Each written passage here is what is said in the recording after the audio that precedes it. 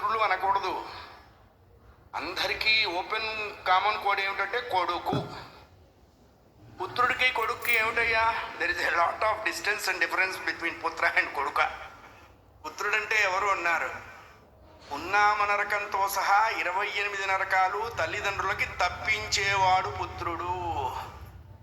మరి కొడుకు అంటేనో 70 mm DTS stereophonic sound సిస్టంలో చూపించేవాడు కొడుకు. నాన్న సోమవారం కుంభీపాకం, అవును నాన్న. మంగళవారం సూకరముఖం, అవును నాన్న. బుధవారం అసిపుత్రం, అవును నాన్న. ఇక వారాలు లేవు ఆపు నాన్న అనేంతవరకు తండ్రికి చూపిస్తూనే ఉంటారు. తప్పించేవాడు పుత్రుడు, చూపించేవాడు కొడుకు.